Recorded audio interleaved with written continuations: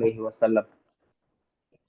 Yang sama-sama kita hormati dan kita muliakan guru kita Al-Ustadz Dr. Al-Hajj Muhammad Irham selaku dosen pengampu mata kuliah metodologi penelitian dan begitu pula saudara presenter yang akan membawakan materinya pada hari ini dan juga teman-teman sekalian yang sempat bergabung. Baik, untuk mengefisienkan waktu, pada hari ini kita akan mendengarkan pemaparan materi yang akan dibawakan oleh Saudara Ustadz Muhammad Aslam Hafid. Untuk itu, waktu dan tempat dipersilahkan. Tafadhol, Ustaz.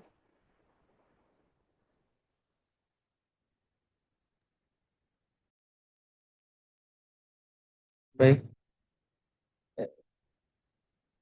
sebelum kita memulai, langkah baiknya kita bersama-sama berdoa sebelum memulai penyampaian makalah. Bismillahirrahmanirrahim. Alhamdulillahirrahmanirrahim. Ar-Rahmanirrahim. Maliki yaumiddin. Iyyaka na'budu wa iyyaka nasta'in. Ihdinas siratal mustaqim. Siratal ladzina an'amta alaihim. Zidna ilman warzuqna fahman. Allahumma habib ilayna diman wa zayyin fi qulubina wa karrihna al-kufra was-suqa wal-isyan waj'alna minal rasyidin. Rabbana atina fid dunya hasanah wa fil akhirati hasanah wa qina adzabannar. Subhana rabbika rabbil izzati amma yasifun. Salamun alhamdulillahi rabbil alamin. Baik. Bismillahirrahmanirrahim. Assalamualaikum warahmatullahi wabarakatuh. Alhamdulillah, alhamdulillah rabbil alamin. Assalatu wassalamu ala Rasulillah wa la haula wa la quwwata illa billahil aliyil azim. Amma ba'd. Alhamdulillah, pada sore hari ini kita dikumpulkan kembali oleh Allah Subhanahu wa taala dalam rangka kegiatan kita yaitu kuliah. Dan insya Allah pada sore hari ini saya sendiri akan presentasi makalah saya di mata kuliah metodologi penelitian yang diampu oleh Guru Tak Dr. Haji Muhammad Ilham MTHI. Dan insya Allah saya akan mempresentasikan materi teknik interpretasi data dalam metodologi penelitian.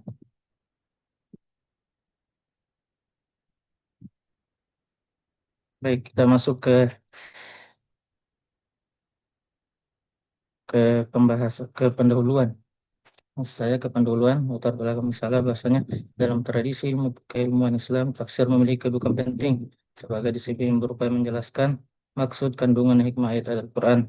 Namun penafsiran bukan sekadar menjelaskan makna literal kata-kata, melainkan sebuah proses ilmiah yang menuntut kemampuan memahami konteks historis bahasa serta data pendukung lainnya. Oleh karena itu teknik interpretasi data menjadi hal yang sangat krusial agar penafsiran yang dihasilkan tidak keluar dari kaidah dan tetap selaras dengan tujuan Al-Quran.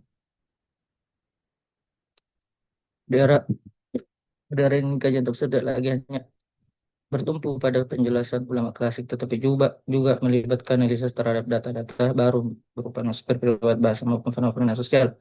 Munculnya beragam pendekatan seperti tafsir linguistik, tafsir matematik, hingga tafsir maqasid menunjukkan bahwa penafsiran Al-Quran terus berkembang kebutuhan zaman. Kembang ini membuat proses interpretasi menjadi semakin kompleks sehingga peneliti tafsir perlu mengolah dan menafsirkan data secara tepat. Selain itu, banyak perbedaan penafsiran muncul bukan karena kekurangan referensi, karena perbedaan cara penafsir membaca dan menginterpretasikan data riwayat yang sama dapat dipahami dengan makna berbeda apabila teknik interpretasinya tidak mengikuti metode yang teruji. Hal ini menunjukkan bahwa kualitas tafsir sangat bergantung pada kemampuan wasir dalam memilah, mengelompokkan, menganalisis, mengubah data-data yang digunakan kondisi tersebut menegaskan pentingnya membahas mengenai teknik interpretasi data. Pemahaman yang baik terhadap teknik ini diharapkan dapat membantu peneliti menghasilkan penafsiran lebih sistematis. Nah, selanjutnya masuk ke bagian rumus masalah yaitu apa pengertian interpretasi dasar, bagaimana analisis selama pengumpulan data, bagaimana penyajian data, serta bagaimana menentukan verifikasi atau penafsiran data. Dan terakhir, bagaimana penginterpretasian hasil analisis data. Nah, tujuan pembahasan untuk mengetahui apakah yang dimaksud dengan interpretasi data. Yang kedua, untuk mengetahui bagaimana analisis dalam pengumpulan data. Yang ketiga, untuk mengetahui bagaimana penyajian data. Terus, untuk mengetahui bagaimana menentukan verifikasi atau menafsirkan data. Secara terakhir, untuk mengetahui penginterpretasian hasil analisis data. Selanjutnya, masuk ke pembahasan, yaitu pengertian dari interpretasi data. Penafsiran atau interpretasi data merupakan suatu kegiatan yang menggabungkan hasil analisis dengan pernyataan, kriteria atau standar tertentu untuk menemukan makna dari data yang dikumpulkan untuk menjawab permasalahan dalam penelitian yang sedang diperbaiki. Penafsiran atau interpretasi tidak lain dari pencarian pengertian yang lebih luas tentang penemuan-penemuan. Penafsiran data tidak dapat dipisahkan dari analisis, sehingga sebenarnya penafsiran merupakan aspek tertentu dari analisis dan bukan merupakan bagian analisis. Interpretasi data perlu dilakukan untuk memberikan arti mengenai hasil dari analisis data yang telah dilakukan sebelumnya. Nah, penafsiran adalah penjelasan yang terperinci tentang arti yang sebenarnya dari materi yang dipaparkan. Data yang telah dalam bentuk tabel perlu diberikan penjelasan yang terperinci dengan tujuan yang untuk menegakkan keseimbangan suatu penelitian. Nah, dalam pengertian menggabungkan hasil suatu penelitian dengan penemuan penelitian lainnya untuk membuat atau menghasilkan suatu konsep yang bersifat menyarankan atau menjelaskan. Untuk itu, penafsiran data sangat penting kedudukannya dalam proses analisis data penelitian, karena kualitas analisis dari suatu peneliti sangat tergantung dari kualitas penafsiran yang diturunkan oleh peneliti terhadap data. Maka dari itu, teknik analisis data atau analisis data dibagi atas dua macam, yaitu pertama, data kualitatif. Teknik analisis data kualitatif dilakukan dari sebelum penelitian dan selama penelitian. Analisis dilakukan terhadap data hasil studi pendahuluan atau data sekunder yang akan digunakan untuk menentukan fokus penelitian. Namun hal ini bersifat sementara dan akan berkembang setelah peneliti masuk dan selama di lapangan. Jadi ibarat seorang ingin mencari pohon jati di suatu hutan berdasar karakteristik tanah dan iklim, maka dapat diduga bahwa hutan tersebut ada pohon jatinya. Oleh karena itu, peneliti dalam membuat proposal penelitian fokusnya adalah ingin menemukan pohon jati pada hutan tersebut. Kedua, teknik analisis data yaitu bersifat data kuantitatif. Nah, teknik analisis data kuantitatif berbeda dengan kualitatif. Dalam teknik analisis data menggunakan statistik. Terdapat macam statistik yang digunakan pada kuantitatif yaitu statistik deskriptif dan inferensial. Berbeda halnya dengan analisis data kualitatif. Menurut Sigono, analisis data dalam penelitian kualitatif dilakukan sejak sebelum memasuki lapangan, selama di lapangan, dan setelah selesai di lapangan. Pertama, analisis sebelum di lapangan. Penelitian kualitatif telah melakukan analisis data sebelum peneliti memasuki lapangan. Analisis dilakukan terhadap data hasil studi pendahuluan yang akan digunakan untuk menentukan fokus penelitian. Fokus penelitian ini masih bersifat sementara dan berkembang setelah memasuki dan selama di lapangan. Yang kedua, analisis selama di lapangan dan setelah selesai di lapangan. Analisis data dalam penelitian kualitatif dilakukan pada saat pengumpulan data berlangsung dan setelah selesai pengumpulan data dalam periode tertentu. Pada satu wawancara, peneliti sudah melakukan analisis terhadap jawaban diwawancara. Bila jawaban diwawancara setelah analisis terasa belum memuaskan, maka peneliti akan melanjutkan pertanyaan lagi sampai tahap tertentu sehingga diperoleh data yang dianggap kredibel. Mills dan Huberman mengemukakan bahwa aktivitas dalam analisis data kualitatif dilakukan secara interaktif dan berlangsung secara terus-menerus sampai tuntas. Sehingga datanya sudah penuh. Analisis data dilakukan melalui tiga tahap, yaitu produksi data, penyajian data, dan verifikasi. Nah, terus pembahasan selanjutnya, analisis selama pengumpulan data. Analisis data selama pengumpulan data menurutnya dilakukan dengan menggunakan multi sumber bukti, membangun rangkaian bukti dan klarifikasi dengan informan tentang draft kasar dari laporan penelitian. Sedangkan menurut Patton, dilakukan dengan metode triangulasi, yaitu data triangulation, investigate, triangulasi peneliti, terus triangulasi metodologis, dan triangulasi teoritis. Penjelasan lebih rinci tentang pembahasan ini lihat rilis data dalam. Terus kegiatan analisis data selama pengumpulan data dapat dimulai setelah peneliti memahami fenomena sosial yang sedang diteliti dan setelah mengumpulkan data yang dapat dianalisis. Menurut Bogdan dan Biklen, kegiatan kegiatan selama pengumpulan data meliputi menetapkan fokus penelitian apakah tetap sebagaimana yang telah direncanakan atau perlu diubah. Penyusunan, kedua, penyusunan temuan-temuan sementara berdasarkan data yang telah terkumpul. Terus membuat rencana pengumpulan data berikutnya berdasarkan temuan-temuan pengumpulan data sebelumnya.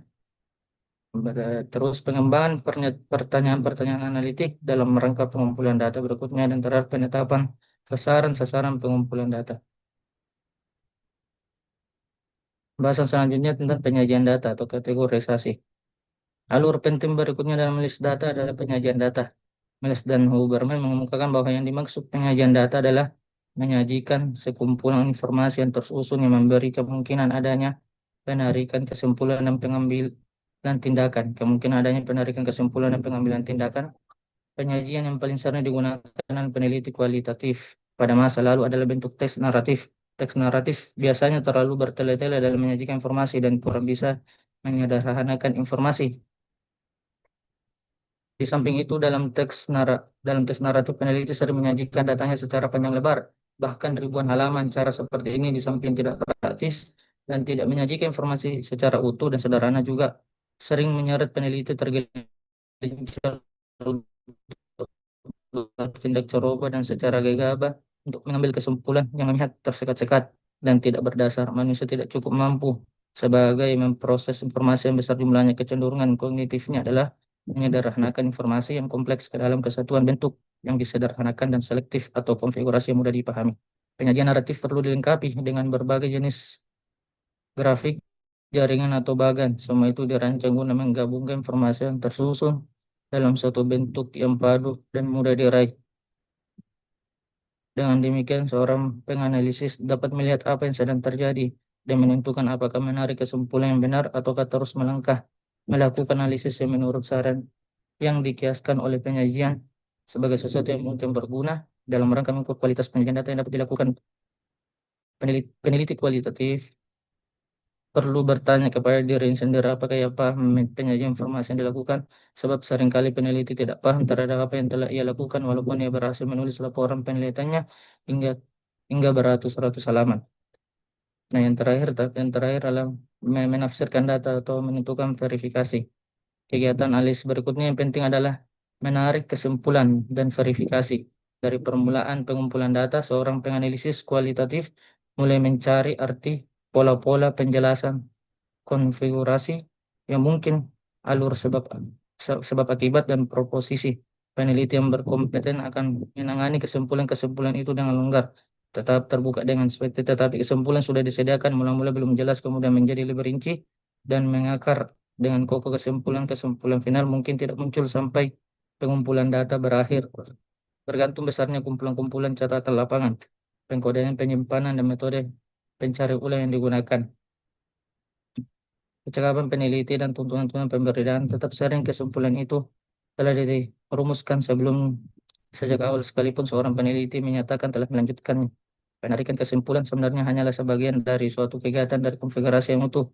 Kesimpulan-kesimpulan juga diverifikasi selama kegiatan berlangsung. Verifikasi itu mungkin sesingkat pemikiran kembali melintas dalam pemikiran penganalisis selama ia menulis suatu tinjauan ulang pada catatan-catatan lapangan, atau mungkin menjadi begitu seksama dan menekan tenaga dengan peninjauan kembali serta tukar pikir di antara teman sejawat untuk mengembangkan kesepakatan intersubjektif, atau juga upaya-upaya yang luas untuk menentukan salinan suatu temuan dalam perangkat data yang lain.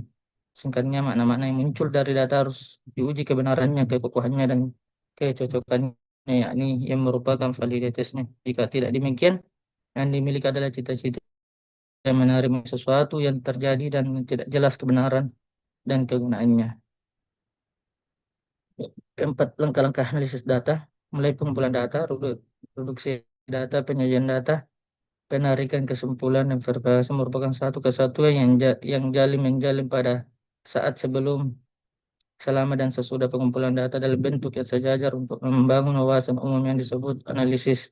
Dalam pandangan ini, tiga jenis kegiatan analisis dan kegiatan pengumpulan data tersebut sendiri proses siklus atau interaktif. Peneliti harus siap bergerak di antara empat sumbu kumparan itu selama pengumpulan data. Selanjutnya bergerak bolak-balik di antara kegiatan reduksi, penyajian, dan kesimpulan atau verifikasi selama sesuatu penelitiannya. Nah, pencatatan data mempersyaratkan reduksi data selanjutnya begitu.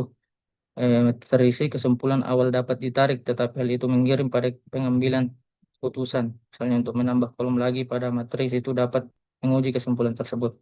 Nah, dalam pengertian ini, analisis data kualitatif merupakan upaya yang berlanjut, berulang, dan terus-menerus.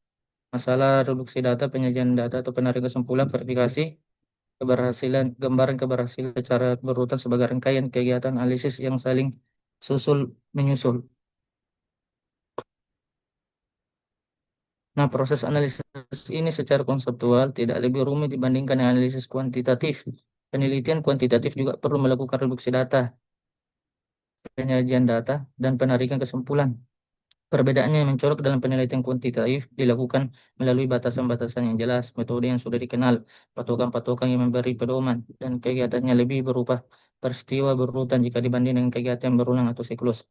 Di sisi lain, para peneliti kualitatif menempatkan posisi yang lebih bersifat longgar dan juga lebih bersifat perintis. Di samping itu, analisis kualitatif perlu perlu didokumentasikan sebagai suatu proses yang jauh lebih mendalam daripada yang dilakukan saat ini. Hal ini diperlukan tidak hanya bagi tujuan pemeriksaan usaha, tapi juga tujuan-tujuan belajar. Nah, yang terakhir, teknik interpretasi hasil analisis data. Dalam hal ini, adapun teknik-teknik menginterpretasikan hasil analisis data, yaitu pertama, perluas analisis dengan mengajukan pertanyaan. Hasil analisis mungkin masih miskin yang makna dengan pengajuan beberapa pertanyaan. Hasil tersebut bisa dilihat maknanya. Pertanyaan dapat berkenaan dengan hubungan atau perbedaan antara hasil analisis, penyebab, aplikasi, dan implikasi. Yang kedua, hubungan temuan dengan pengalaman pribadi. Peneliti tindakan sangat erat kaitannya dengan pribadi peneliti. Temuan hasil analisis bisa dihubungkan dengan pengalaman-pengalaman pribadi peneliti yang cukup kaya. Terus yang ketiga, minat nasihat dari teman yang kritis bisa mengalami kesulitan dalam menginterpretasikan hasil analisis yang profesi dan memiliki pandangan. Terus yang hubungkan hasil-hasil analisis dengan literatur, faktor adalah literatur, apakah makna dari teman peneliti menurut pandangan para ahli, para peneliti dalam berbagai.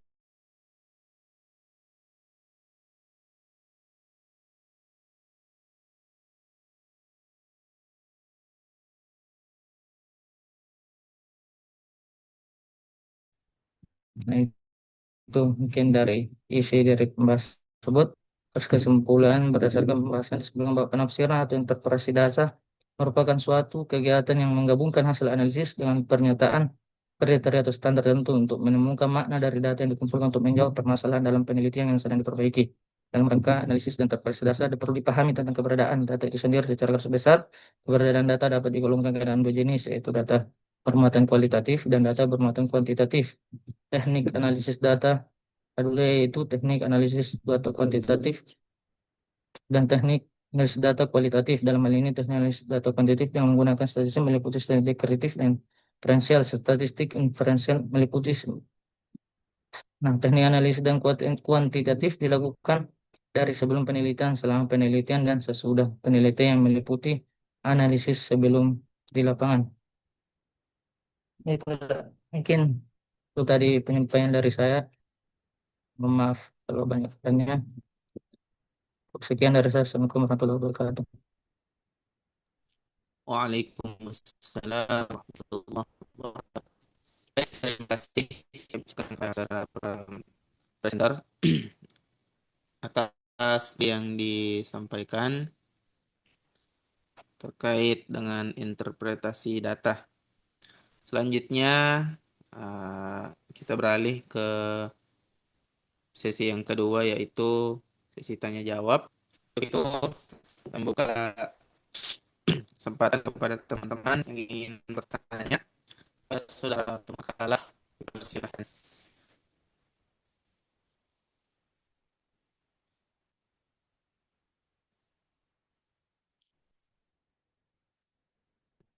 Ini bertanya, silakan di unmute mic-nya.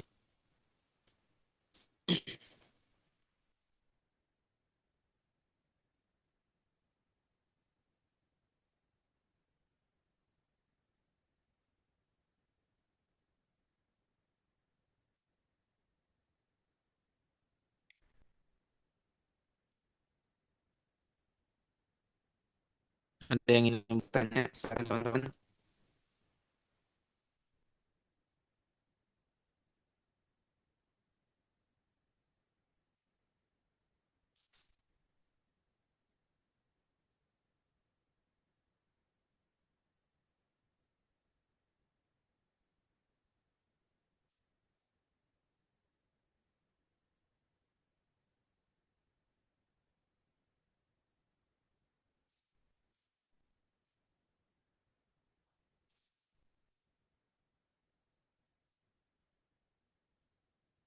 Apakah ada?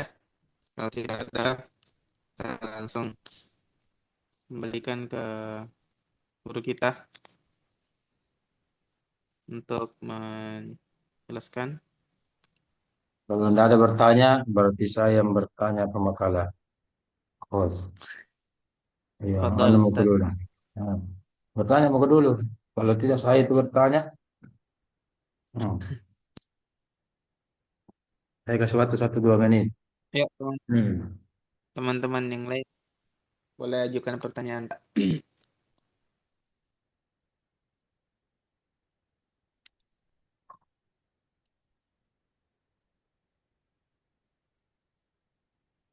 Ayo, teman-teman, silakan diajukan pertanyaannya.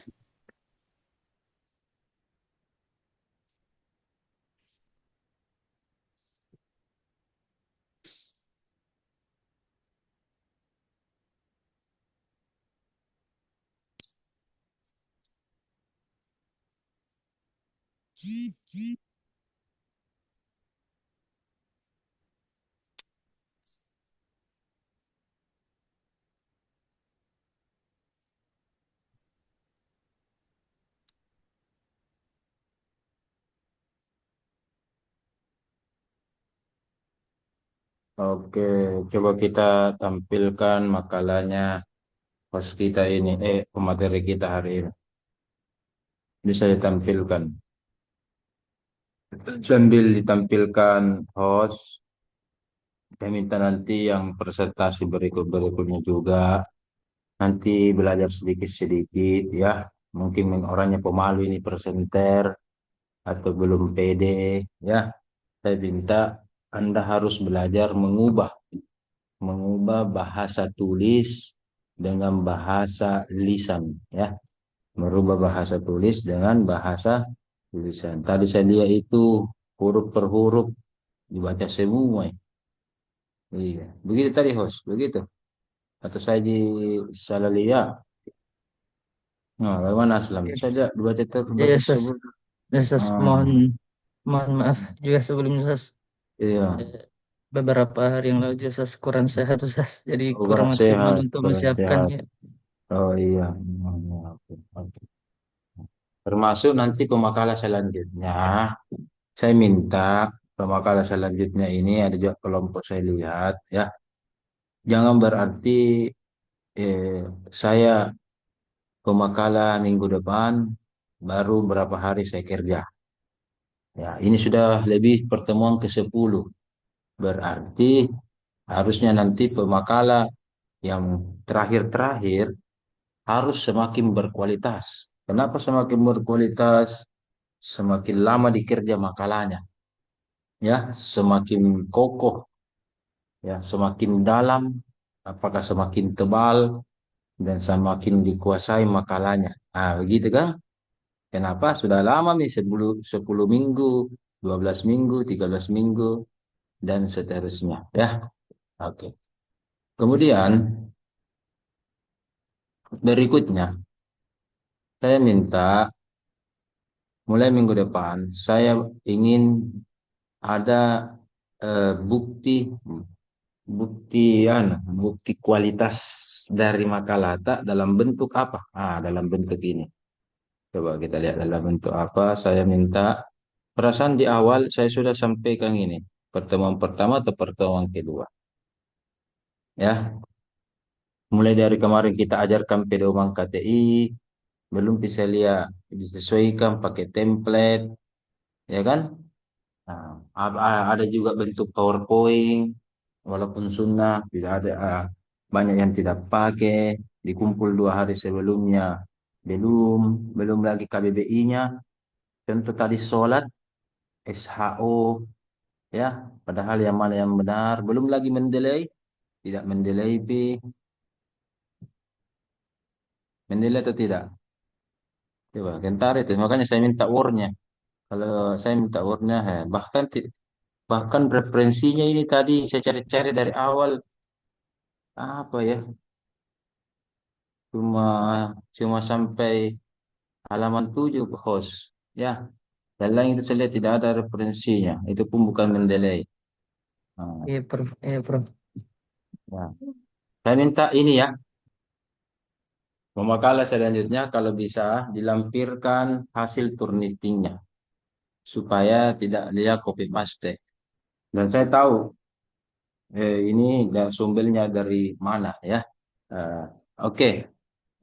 Dan selain minggu depan, bagus kalau ada turnitingnya. Final Anda nanti, final nanti Anda adalah, final Anda nanti adalah ketika Anda revisi, masing-masing mengumpulkan hasil turnitingnya. Ya, masing-masing hasil mengumpulkan hasil turnitingnya. Eh, itu bagian dari final. Jadi, sesuaikan template. Jadi ini salah satu indikator nomor berapa ini? Oh, bukan salah satu, enam. Enamnya ini adalah indikator penilaian saya ya ketika eh, final nanti. Mungkin ada yang dapat A, A minus, B plus, dan seterusnya. Dan ini indikatornya ini. Indikatornya plus ditambah kemarin ya. Salah satunya adalah karena ini pelajaran metodologi, bagi yang sudah punya ada judulnya, itu berarti sudah dapat nilai final A. Ya, kalau sudah ada judulnya. Kalau belum ada judulnya, mungkin A minus atau apa, dan seterusnya ya.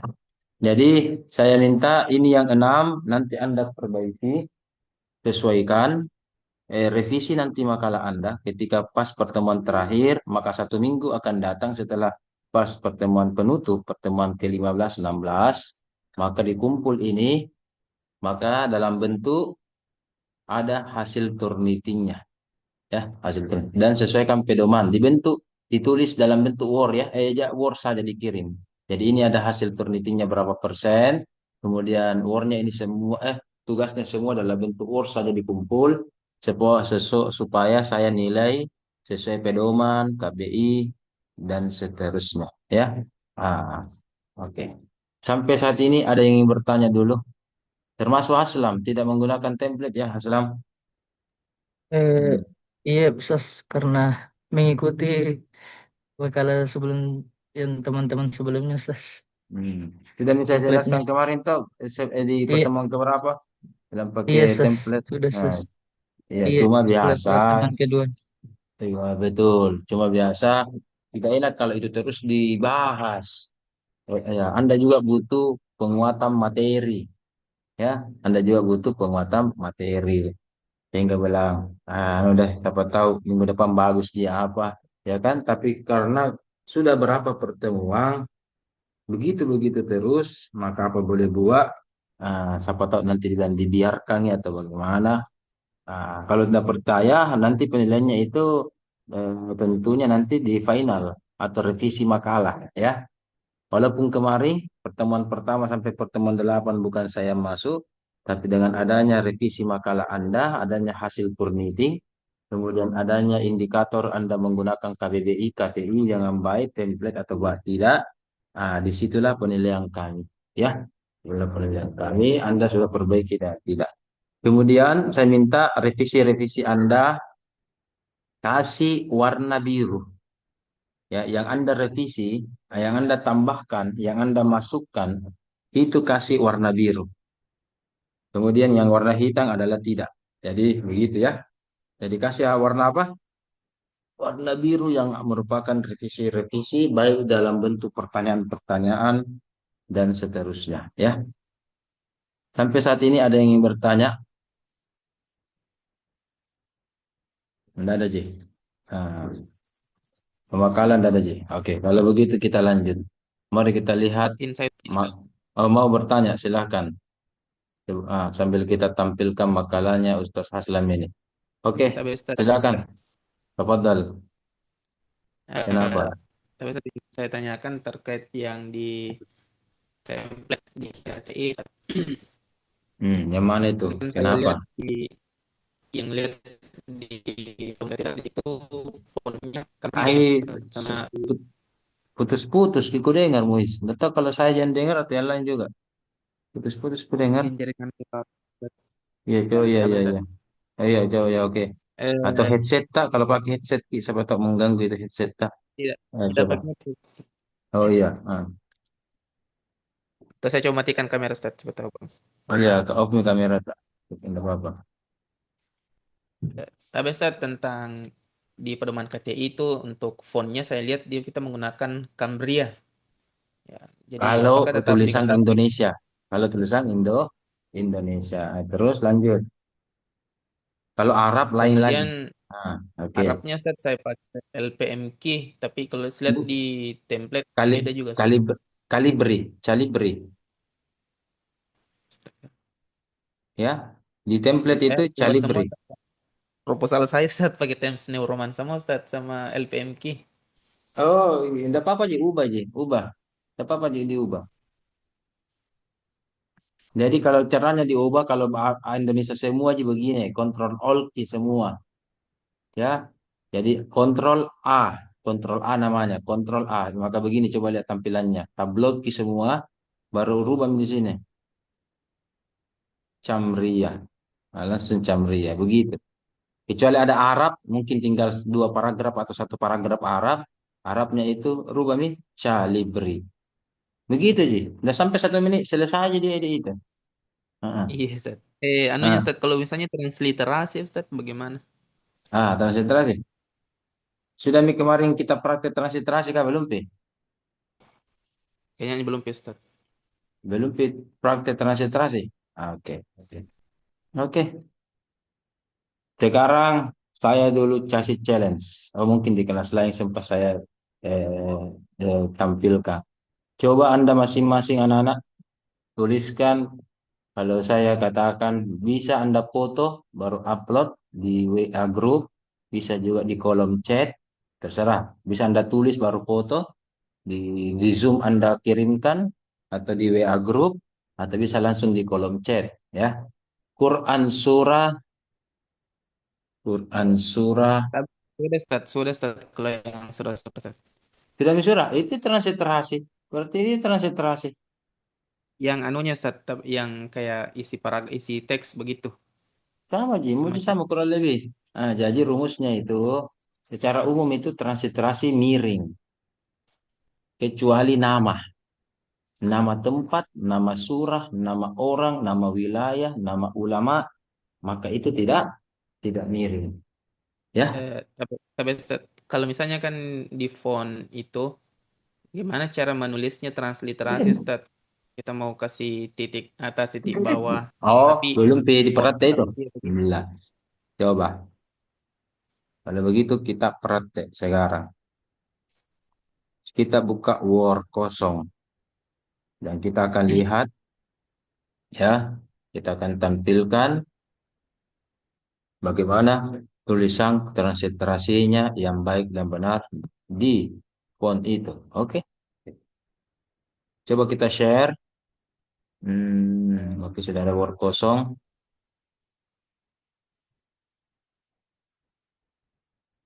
Oke. Anda mau tulis surah Al-Kafirun. US Al-Kafirun. Ya. Pas Anda bilang A, A-nya itu panjang ya. Al-Kafirun ya. Ya. Betul atau salah? Nah, Al-Kafirun ya. Hmm. Nah, caranya Anda masuk adalah sini. Insert atau sisipkan. Jadi kalau bahasa Inggris ke Word kasih insert tertulis. Kalau Indonesia ini saya versi Indonesia sisipkan. Insert.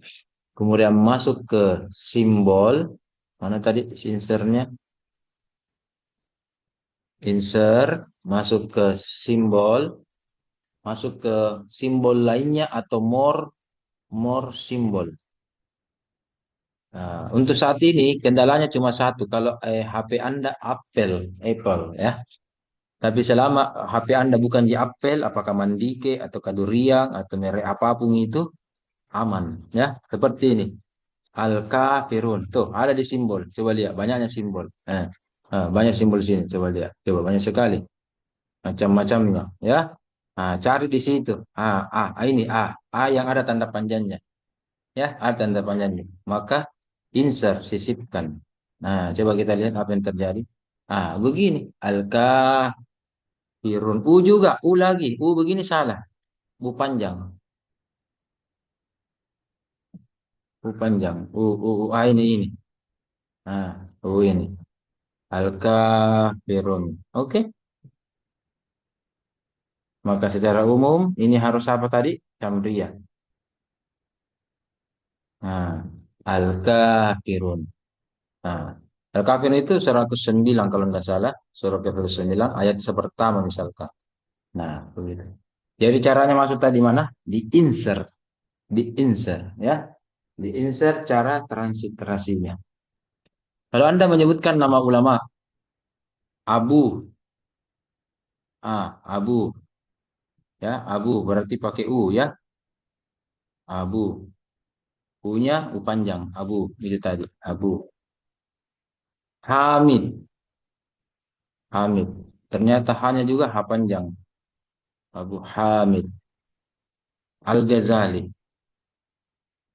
Nah, Al-Ghazali. Al-Ghazali. Al-Ghazali. Sudah, begitu. Begitu. Oke. Anda menyebutkan sebuah ayat, Innallaha ala miring. Innallah. Innallah panjang. Panjang lagi A-nya. Bagaimana kalau panjang A? Ini tadi contohnya. Innallah. Oh, belum kasih miring. Belum kasih miring. Innallah ala kulli. Ala kulli. Nanti kasih miring. Begini aja. Tinggal dikasih miring. Tinggal dikasih miring. Innallah ala kulli. Dan seterusnya. Begitu. Begitu. Kalau miring. Ayo. Jadi transliterasi secara umum adalah miring. Kecuali nama tempat, nama wilayah, nama surah, nama ulama, nama daerah, tidak miring. Ya, oke. Tapi Ustaz, kalau misalnya nama orang tapi dalam bahasa Arab begitu, apakah transliterasi juga atau tetap dinormalkan, Mister? Contoh Abu Bakar As-Siddiq.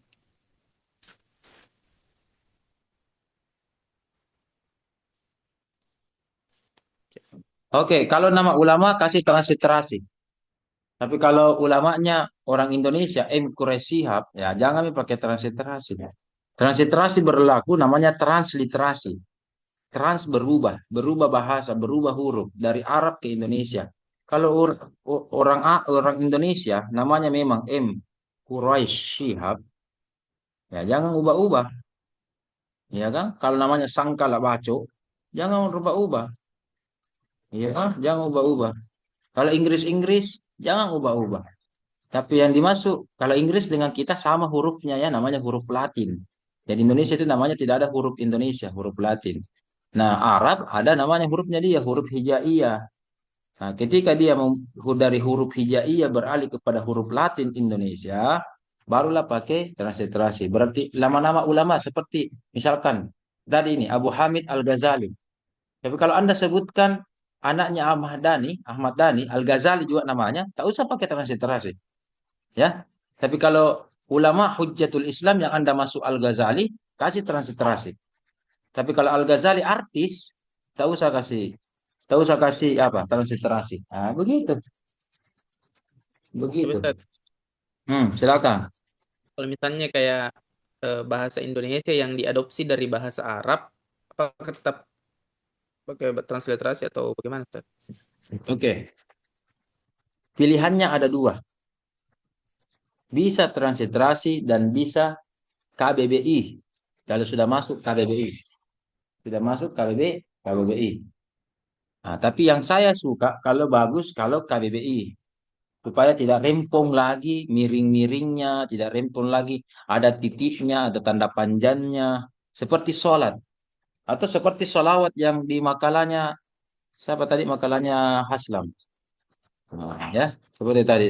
Nah, mana semua ini? Kenapa tidak aktif? Saya lihat kamera.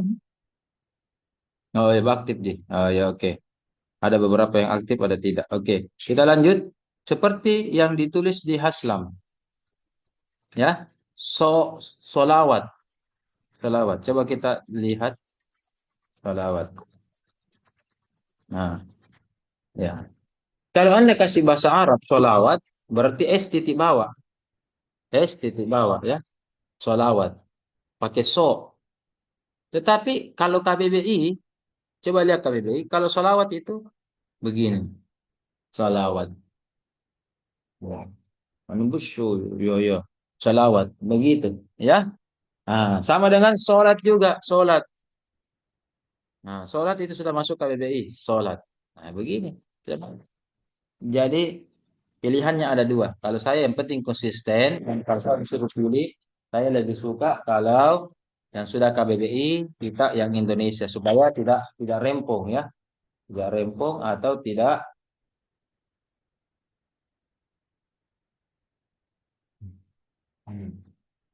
rempong ya, ya begitu. Oke, masih ada lagi pertanyaan?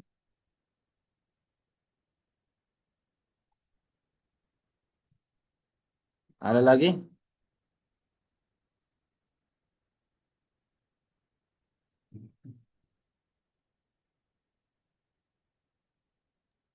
Cukup kalau dari saya, Ustaz. Bisa Ustaz di luar dari materi ini Ustaz, tapi berhubungan aja dengan perkuliahan Ustaz. Kenapa? Kenapa tadi? Kenapa? Kenapa? Boleh bertanya Ustaz Ya, tentang silakan. sesuatu yang lain bukan Ji tentang materi ini Ustaz. Iya, kenapa? Ini Ustaz, misalkan ketika yang kuliah online ini yang jarak jauh, apalagi ada yang di luar pulau, luar provinsi, bagaimana nanti Ustaz sistem ketika dia sudah bimbingan Ustaz? Apakah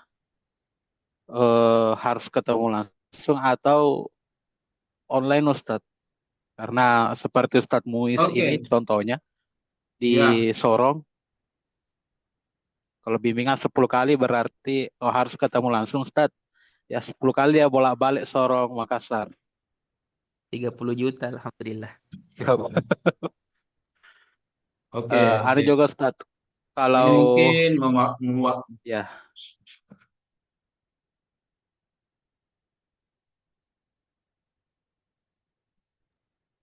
mau maaf ditanyakan di perkuliahan ini Ustaz karena kebetulan Ustaz yang yang sekretaris prodi, jadi tempatnya memang bertanya ke Ustaz.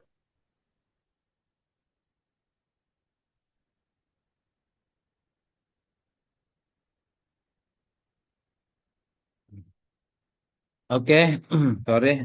Sampai mana tadi?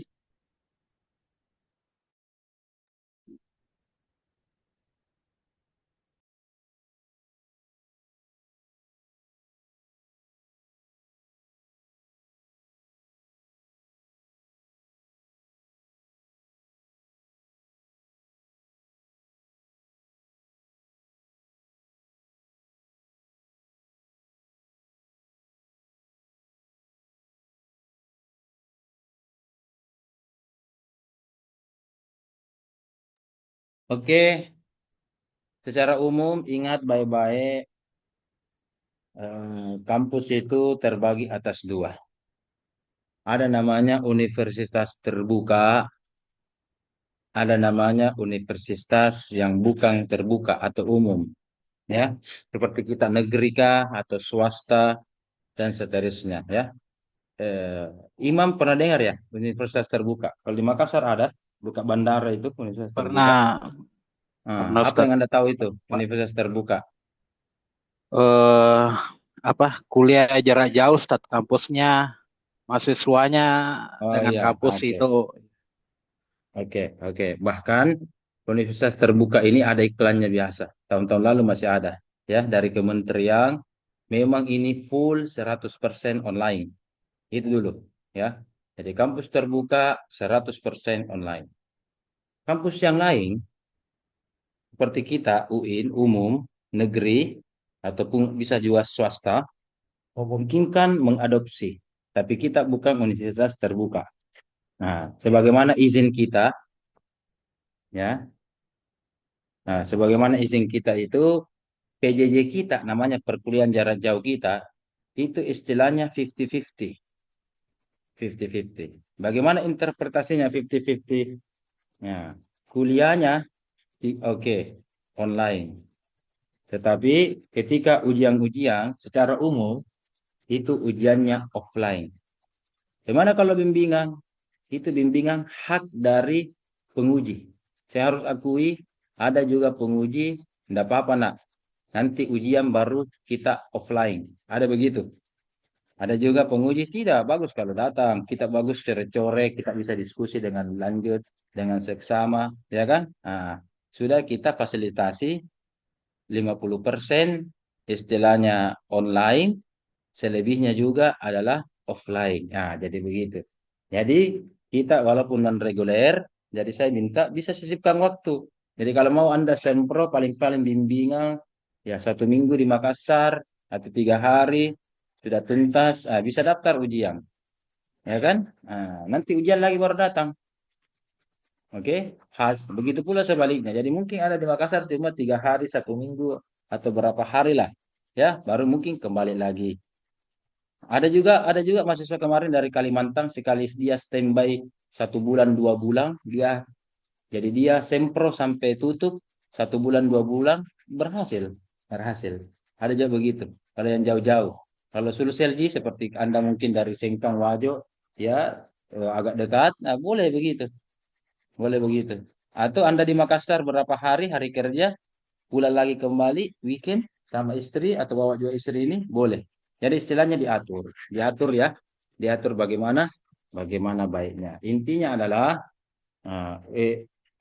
prodi seperti kemarin sudah memberikan fasilitas, boleh pengajuan online. Coba nanti Anda tanya teman-teman Anda yang juga di pasca UIN, ya kalau tidak salah prodi kita yang pertama atau mungkin satu-satunya pengajuan judulnya bisa online, ya kecuali ada kelas kerjasama. Kalau kerjasama memang itu lebih banyak sedikit online-nya. Kalau dokter memang ada kerjasamanya hitam di atas putih. Ada kelas kerjasama misalkan yang jauh sekali itu dari Sambas. Sambas itu berbatasan dengan Malaysia. Itu nanti dia offline ujian promosi itu pun dokter. Ya, ujian promosi baru dokter datang ke sini. Terus bagaimana offline-nya, bagaimana dia ujiannya? Nah, karena dia kelas kerjasama seperti kelas Sambas itu, ujian sempro. Bahkan ada kalau ujian kompreng ada S3, ya. Ujian hasil sebenarnya offline juga, tetapi dosennya yang datang ke sana. Itu kerjasamanya. Karena setelah dihitung-hitung oleh mereka lebih hemat. Mereka berjumlah 20-30 orang. Kalau 30 orang datang langsung ke Makassar, ya, belum hotelnya, tiketnya, dan seterusnya, itu lebih hemat kalau 10 penguji atau 7 penguji yang datang ke sana. Ya, kemana lebih hemat? Ya kan, 30 orang mahasiswa datang ke Makassar, tiketnya PP dan hotelnya, dibanding ada 7 orang penguji datang ke sana menguji semproka, hasilkah, dan seterusnya. Nah, oke, datang ke sana. Berarti kita ketemu ya, ketemu mahasiswa dengan dosen. Berarti tetap juga offline mereka. Tapi dia biayai dosennya, ada penguji biasa 7 orang atau berapa orang. Jadi istilahnya sepertiga, kurang lebih sepertiga dari jumlah mahasiswa. Itu berarti sepertiga lebih hemat. Sepertiga lebih hemat daripada satu persatu kali 70 orang ini datang semua ke Makassar, rombongan datang ke Makassar, berapa banyak jumlahnya, biayanya. Maka kelas kerjasamanya begitu, ya. Oke. Nah, tapi mereka diwajibkan ketika promosi doktor datang ke sini. Jadi satu kali mereka datang ke sini supaya melihat juga kampusnya, melihat juga kampusnya. Dulu sempat terjadi biar promosi di sana, sempat. Tapi 1 tahun 2 tahun terakhir kita ubah lagi supaya jalan-jalan juga ke kampus, ya.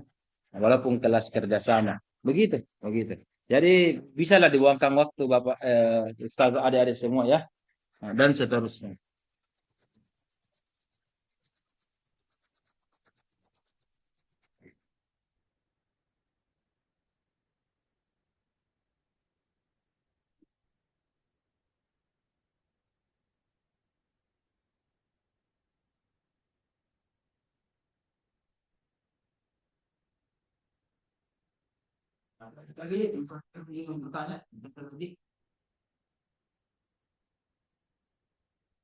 Ada lagi Imam dan kawan-kawan.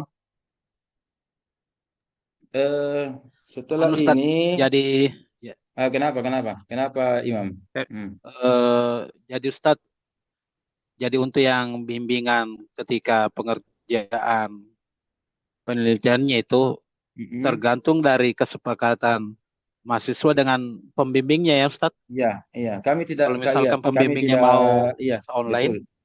Mau online atau apa ya. gitu, kami tidak, tidak memaksakan. Kalau ada yang mau suka offline Oh boleh, ya Ustaz. mau bisa di online, tidak apa-apa. Ji. Nah, ada biasa hamil kemarin itu, hamil oke online min, tidak apa-apa. Jadi nanti mau itu, baku anu saja, baku paket.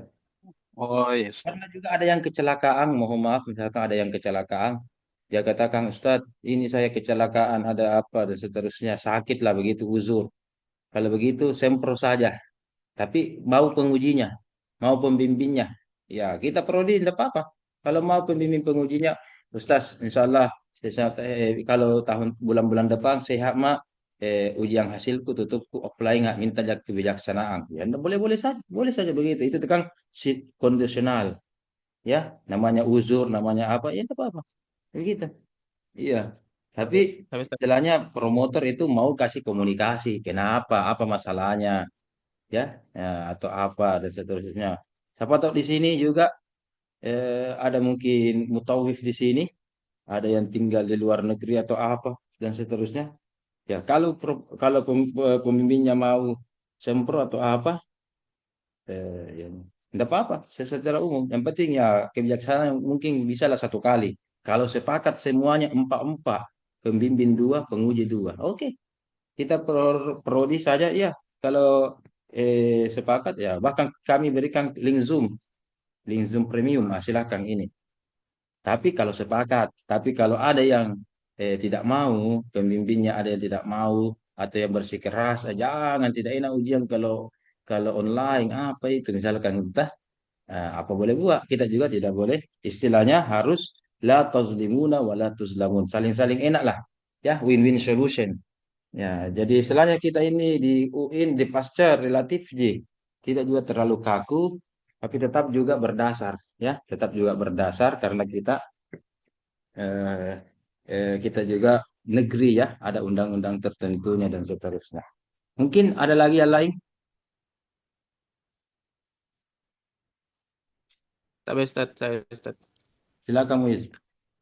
Misalnya kayak saya Ustaz kan kendalanya jarak Ustaz. Mungkin kalau untuk Jarak. ujiannya Ustaz kayak sempro Hmm. hasil dan tutup mungkin saya bisa usahakan ke sana Ustaz.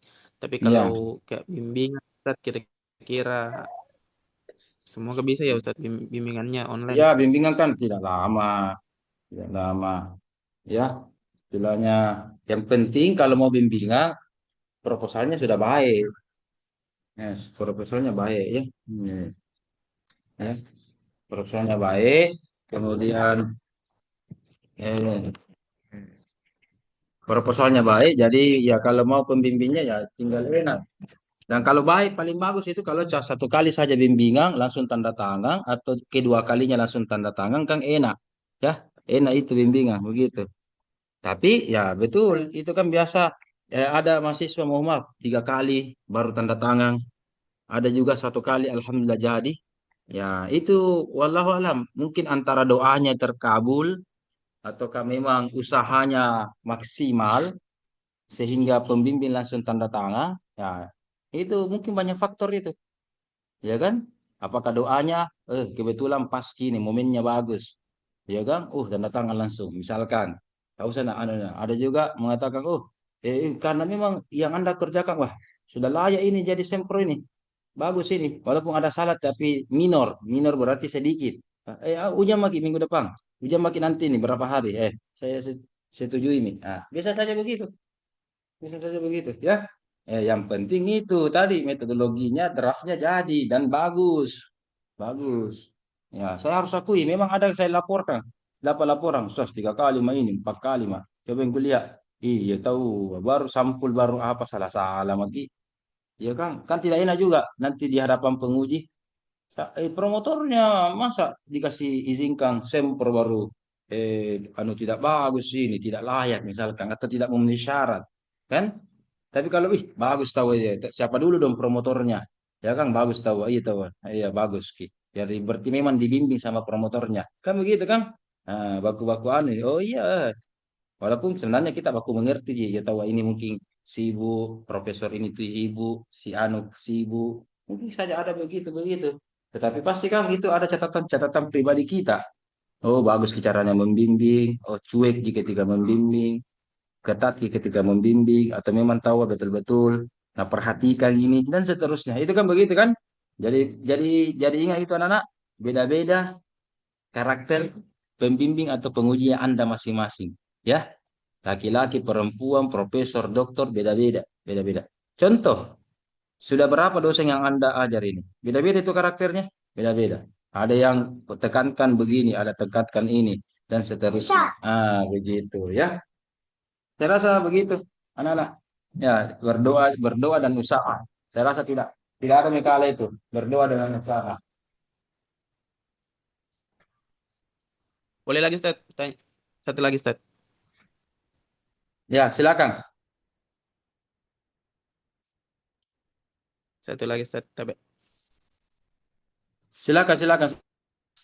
Misalnya Ustaz, anggaplah Ustaz misalnya sudah selesai bimbingan dan sudah mau mendaftar ujian proposal Ustaz. Kira-kira berapa lama setelah pendaftaran itu jadwalnya terbit Ustaz, supaya ini juga Ustaz mungkin yang jadi acuan saya supaya saya bisa memesan tiket lebih awal seperti itu supaya mungkin agak relatif murah kalau jauh hari memesan tiketnya Ustaz. Jadi mungkin saya jangan sampai juga misalnya Ustaz mendaftar hari ini besok ujian atau bagaimana Ustaz? Biasanya ya, biasanya. Kalau di pedoman akademik itu biasanya jarak mendaftar itu kurang lebih 1 minggu. Kenapa 1 minggu? Supaya pemuji, terutama penguji atau pembimbing, membaca, ya, baca. Satu. Oke. Yang kedua, bisa cepat atau bisa lambatnya itu juga tergantung ruangan. Misalkan ada musim-musim kemarin itu yang musim-musim yang bayar SPP orang, semua orang cepat selesai.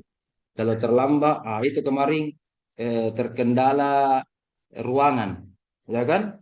Ada protes, kenapa lebih 1 minggu? Karena ruangan. Jadi kita tunda apakah 10 hari atau 2 minggu, ya kan? Tergantung dari ruangan, ya. Kalau tutup enak, kalau tutup itu bisa diperoleh saja, karena tutup itu tidak perlu membutuhkan peserta. Jadi cukup pembimbing, penguji, Anda 5 orang, baku hantam sudah, cari ruangan tertutup sudah. Tapi kalau seminar hasil, tutup dan seterusnya, itu seminar hasil dan apa tadi, dan proposal, itu membutuhkan, nah, itu membutuhkan apa? Itu membutuhkan tempat itu, ruangan, ya, membutuhkan ruangan. Kemudian faktor ketiga, ya, berkas Anda itu ada namanya tanda tangan dan paraf-paraf. Ya, beruntung sekali kalau pas harinya semua pimpinan yang tanda tangan dengan yang paraf ada semua di tempat, ada semua di Makassar, ada semua di Makassar, ya. Oke. Tetapi ya tidak tidak jarang pimpinan ada satu ada yang keluar kota, dinas. Iya, dinas kota. Ya, satu. Atau mungkin dua-duanya tidak ada. Oke, apakah keluar kota atau ada salah satunya sakit. Jadi ditunggu dulu berkasnya. Ya, ditunggu. Ada yang tugas negara, memang ditugaskan dari bulan lalu, 2 bulan lalu, terjadwal, ya kan? Nah, sehingga tidak ada di tempat. Nah, ada juga sementara sakit. Nah, tidak ada di sini dan seterusnya. Sehingga mungkin 1-2 hari pimpinan tidak ada di tempat, ya, tidak ada di tempat. Oke. Nah, kapan datang? Mungkin 2 hari atau hari keempat baru datang. Kita tidak tahu. Ada. Berarti berkasnya belum jalan. Yang penting sudah berada di meja masing-masing. Jadi tinggal dieksekusi kalau sudah ada, baru dijadwal. Tag. Ya begitu. Jadi bisa bisa ya mungkin 1 minggu, 2 minggu atau kurang lebih lah. Jadi istilahnya tidak dijamin, tidak misalnya tentatif, ya, tentatif. Tapi insya Allah tidak sampai 1 bulan itu, ya. Yang penting sehat-sehat aja semua. Mendaftar misalkan ini Desember, nanti Februari baru ujian, tidak J. Nah, secara umum tidak J, ya. Nah, ya, kecuali mungkin ada apa begitu. Eh, tapi selama ini mungkin belum pernah terjadi, ya. Nah, jadi begitu Ustaz Bisul. Ya, jadi kurang lebih waktunya itu 1 minggu lah. Normalnya kalau pun lewat-lewat sedikit itu tergantung kondisi dan paraf-parafnya ada atau tidak. Karena harus lengkap juga berkasnya, belum lagi distempel, diparaf, ditandatangani dan seterusnya. Oke, masalah lagi? Tapi Iya, Ustaz. Ustadz, Terima kasih banyak, Ustaz. Fadilah, silakan. bagaimana tahu Ustadz yang untuk kartu kontrolnya Ustadz? Kan itu Ustadz jadi Ustadz. Bisa diwakili, bisa diwakili. Ada yang teman tak bisa diwakili, boleh. Ya, bisa Oh, diwakili, boleh. Kemudian yang kedua, ada kemarin inisiatif. Mahasiswa datang, kemudian kasih jadi online, boleh.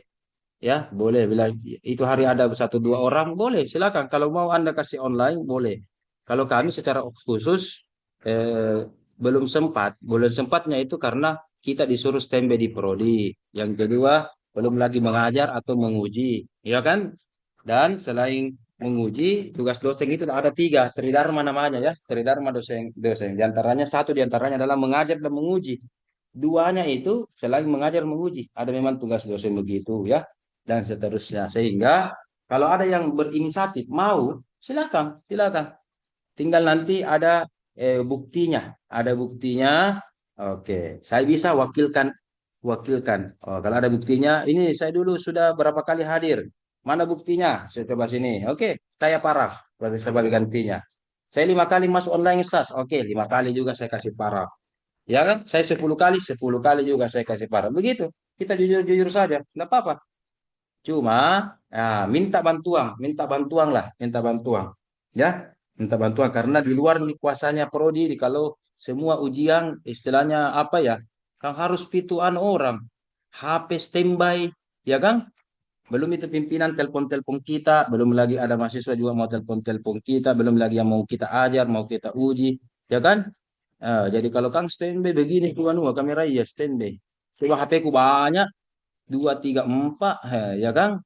Bisa lah. Tapi kita perlu satu jelas istilahannya HP tak. Jadi begitu. Toh? Jadi kalau ada yang mau bantu-bantu tak apa-apa. Yang penting ada buktinya. Itu relatif gitu, relatif gitu. Memungkinkan boleh-boleh saja. Bisa dititip, diwakili boleh, boleh. Bisa dititip, bisa ambil maki. Nggak ada, jadi ketika ambil itu tidak ada di pertanyaan mana mana kartu tak, mana apa tak. Nggak ada. Iya, ya. Oke, begitu Pak Dila. Bisa bisa minta bantuan siapa siapa kenalan Anda. Biar S1 tidak ditanya di. Tidak tahu itu staff. Mau S1, mau S2 tidak ditahu gitu. Bilang mau ambil itu saja dia bilang. Oh iya, itu aja. Tidak ada di pertanyaan bilang mana nuta berapa minta prodi apa ki. Selama ini yang saya dengar tidak ada di pertanyaan begitu. Artinya boleh dan ini gratis, ya. Kartu bimbingan, kartu seminar-seminar, ikuti. Kenapa harus begini rempong? Bukan sebenarnya rempong. Ini untuk membantu. Membantunya apa? Supaya Anda tahu kondisinya. Anda akan sempro. Apa persiapannya itu? Apa pertanyaannya itu? Dan kebetulan sama pembimbing tak atau sama penguji tak. Mungkin ini juga saya tanyakan ini. atau beda? Tapi kurang lebih juga begini ditanyakan, ya kan? Oh, sama kajianku, kajian lapangan. Ini juga kajian lapangan itu kajian pustaka, ya gitu kan? Nah, dan Anda juga menghadiri hasil. Oh, nanti kalau hasil Kak, begini kurang lebih pertanyaannya, ya kan? Nah, ada persiapannya. Oh, ada di situ misalkan. Oh, kalau mau ke anu, oh, pakai jas. Iya, ingat ini anak-anak, jas, songkok, bahkan dasi, bahkan kalau Anda tidak punya baju putih atau baju kemeja, itu saya sediakan di prodi, silakan pakai dulu. Pakai itu. Nanti kalau selesai, jangan ke laundry, simpan saja di situ. Biar saya yang sendirian laundry. Ya, itu saya sediakan dasi, songkok, jas di prodi. Kecuali Imam Iya tidak sampai kapan begitu kalau Imam Hidayah. Saya lihat gaya-gaya kalau Imam Hidayah ini 4 Excel kapan ini? Berapa nih Imam? Ya minimal sesuai dengan body-body saya lah. Istilahnya itu pakaian saya. Ya, jas saya, dasi saya, songkok saya pakai nih. Pakai. Ya, silakan boleh begitu. Oh, ternyata siapa tuh kemarin ada pakai baju jubah ya. Pakai baju jubah, kentara ini. Kalau masa masa dia seminar baru pakai baju jubah, pakai sholat Jumat, pakai lebaran. Tak usah pakai baju jubah, surban apa, tak usah. Ada anunya itu memang. Oh, baju begini. Jangan pakai sarung. Oh, iya kan? Ada juga pakai sendal aja, pakai sepatu. Sepatu, oh ada saya silakan juga di prodi. Saya selalu itu bawa di prodi tak dua sepatu saya biasa. Jadi kalau aku pakai, pakai ini satu. Atau kalau perlu pakai sepatuku, saya gampang dipakai sendal aja. Ya, apalagi kalau di prodi gitu, tidak pergi kemana-mana aja. Nah, itu. Jadi kami bantu itu, silakan, silakan. Supaya Anda tahu apa pakaiannya, apa persiapannya, di mana orang ambil LCD, lari kemana itu LCD ya dan seterusnya, di mana orang pinjam ada kabel-kabel panjang, apa persiapannya, di mana diambil, di mana dikembalikan, ada lagi berkas-berkas administrasinya di mana diambil, bagaimana caranya, dan itu kan ada persiapannya, ya. Nah, jadi istilahnya seperti acara ini, ada acaranya, ya ada. Jadi istilahnya kita merangkap. Boleh sebenarnya kalau ada teman tak bantu karena, bisa begitu orang sebenarnya. Itu yang biasa kalau kelas reguler itu saya lihat begitu. Jadi kalau itu enaknya kalau kelas reguler karena dia ada di Makassar atau di kampus dan sekitarnya. Kalau satu mi ujian biasa baku bantu-bantu. Tapi kan dibalas ki. Besok ini lagi yang ujian, kita lagi bantu dia. Besok yang ketiga lagi ujian, kita lagi bantu dia. Tak begitu-begitu biasa. Saya lihat anak-anakku dong. Baku-baku dia, Ji. Ah, baku bantu-bantu. Nah, Anda juga begini. Kalaupun tidak, siapa tahu ada teman pesantren, atau ada kenalan, atau ada tetangga, atau ada sahabat tak. Ya, begitu, bisa. Baku bantu-bantu kalau tidak bisa semuanya, ya. Nah, tidak semuanya. Karena itu bukan lagi kodong tugasnya sekretaris prodi itu. Tidak, atau apalagi ke prodi, tidak. Kita mandiri. Nah, bisa dibantu sama orang lain, boleh. Sama juga tadi titip-titip ambil, boleh kalau mau titip-titip ambil.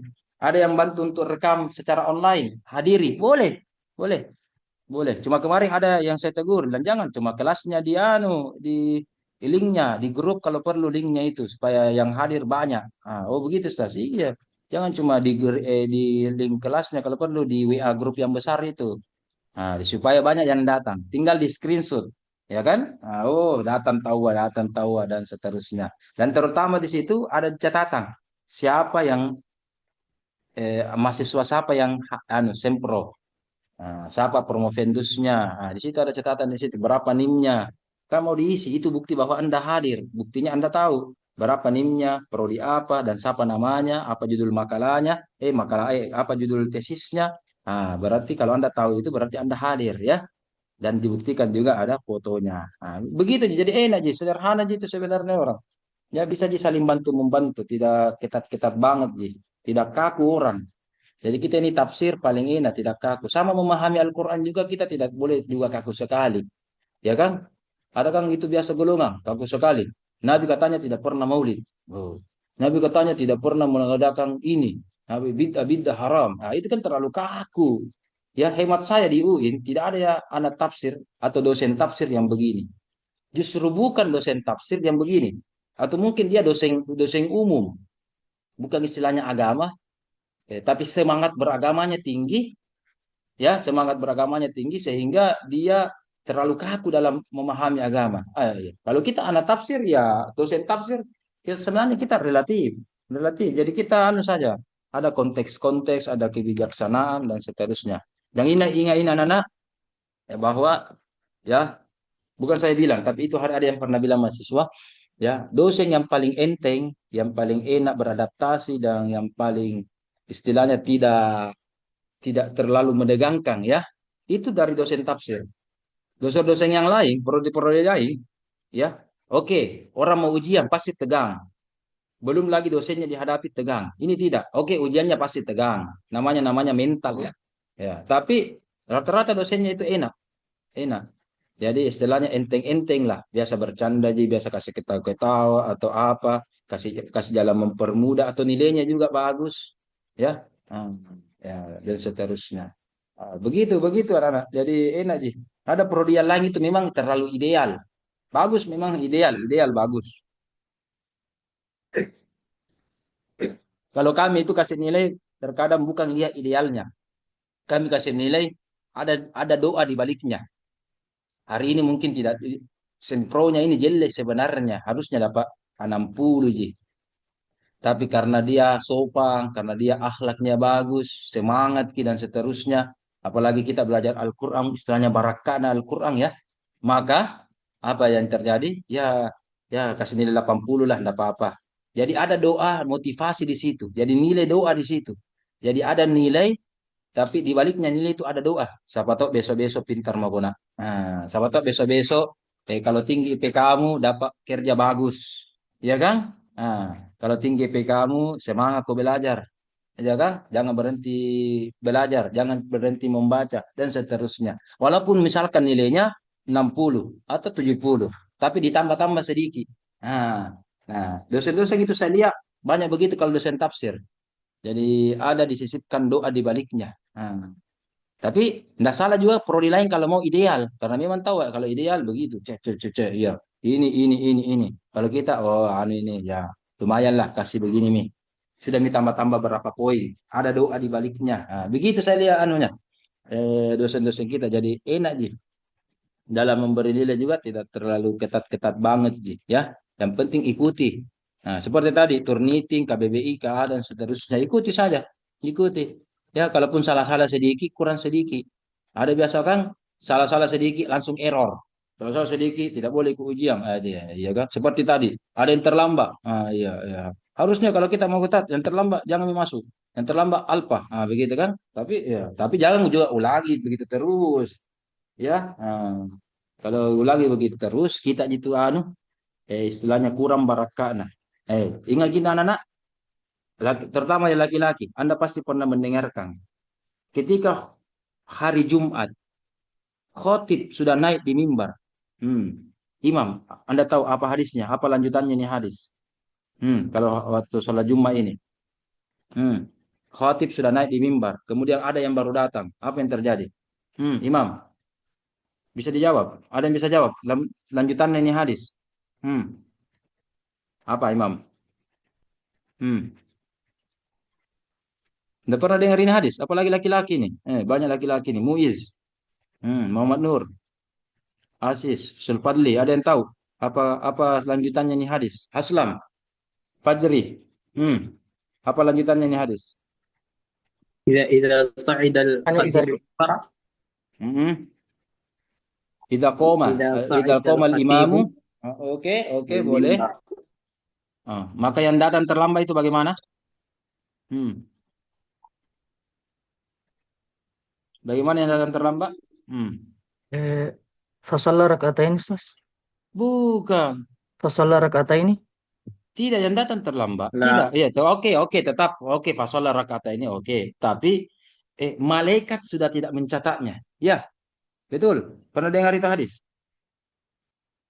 Ya, istilahnya tidak diabsen malaikat. Betul. Pernah dengarin hadis? Iya. Idza qomal imam, idza khatabal imam. Ya? Oke. Pernah dengarin hadis? Pernah? Iya, Ustaz. Ya kan? Jadi walaupun dia datang tapi malaikat tidak catat karena malaikat juga ikut mendengarkan, ikut juga menikmati bagaimana penyelenggaraan khutbah Jumat itu. Ya. Berarti hadir sholat Jumat, hadir. Anda lakukan sholat sunat, tahiyatul masjid, oke. Hadir. Tapi ingat, malaikat tidak catat. Berarti hadir tapi apa namanya itu? Ya kan? Tidak dicatat hadir. Berarti barakahnya kurang karena tidak dicatatnya malaikat. Saya mau Anda juga begitu anak-anak, ya. Anak-anak tafsir ini jangan lupa tafsir hadis, jangan lupa itu hadis. Jangan mau dilumbai dosennya, ya. Jangan mau dilumbai dosennya. Pelajaran apapun, baik online maupun offline, saya seumur hidup terlambat cuma satu kali. Itu pun S3, gara-gara sudah dari dokter gigi, lama sekali antri. Ya, saya datang di dokter gigi itu sekitar setengah tujuh di dokter gigi. Kemudian, kemudian ya namanya dokter gigi antri, nanti saya datang jam 10 lebih, ya kan? Nah, itu saja. Selebihnya itu alhamdulillah saya tidak pernah terlambat. Pernah juga satu kali sekali Alpa itu hari kena mobil motor apa namanya paku jari cari bengkel ya sekali dia datang nggak tuh karena lama sekali dicari. Itu pada saat gini Ji. Satu kali ke Alfa dan satu kali terlambat. Nah, itu supaya apa barakahnya itu anak-anak. Ya jangan dilumbai sama dosen. Begitu makanya saya biasa malas memulai karena siapa tahu majlis ini ada malaikat yang mencatat. Bukankah Nabi pernah bersabda, ya, idza jatama'a qaumun, ya kan? Kalau ada satu kaum berkumpul, yatsluna, dia membaca, dia mengkaji Al-Qur'an, ya kan? Bagaimana itu? Ada kan malaikat di situ yang datang mencatat, hafat alaihimul malik, ya, warzalumus sakinah. Ada juga sakinah di situ. Jadi majlis-majlis ilmu itu pasti Anda sudah tahu ini hadisnya, ya. Nah, ada malaikat yang menyaksikan. Ada juga sakinah dan rahmat Allah yang di dalamnya. Oke?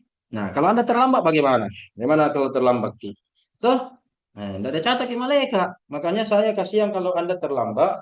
Saya sengaja dulu bilang, ya tunggu beberapa menit. Kalau saya sudah mulai, saya kiaskan itu khotabal imam. Sudah mulai nih, mulai ceramah. Kasihan mereka tidak mencatat. Ya? Gitu.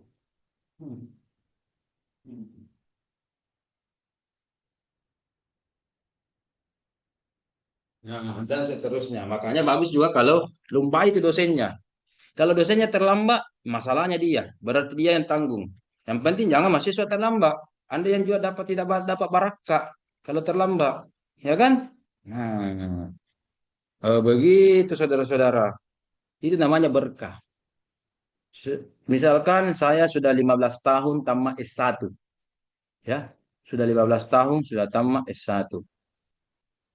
Ada bahkan teman saya sampai sekarang, mohon maaf, belum menikah. Ada juga teman saya, istilahnya dari dulu sampai sekarang guru TPA, di guru dari TPA. Ada juga, alhamdulillah sudah jadi dosen. Ada juga menjadi tukang sablon, Jadi tidak jadi aneh, jadi tidak ada anunya itu.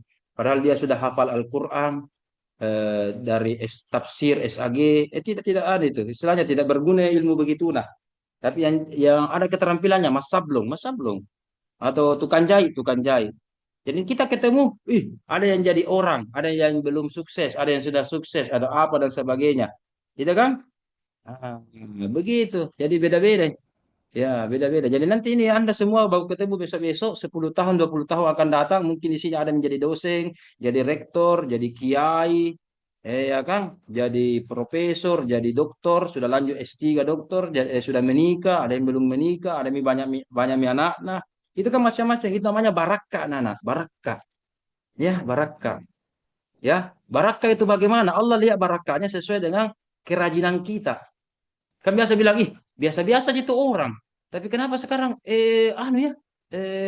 berkarisma, berwibawa atau sukses ki? Ada juga bilang, dulu pintar nah. Tapi kenapa sekarang begitu? Dulu kelihatan bodoh, tetapi kenapa itu jadi di dokter ki? Padahal kelihatan biasa-biasa saja sih. Ada juga, oh iya tahu, memang dari dulu rajin, dari dulu memang pintar. Wajar kalau sekarang begini juga. Kan ada juga begitu. Ya kan? Jadi istilahnya kita rupa-rupa.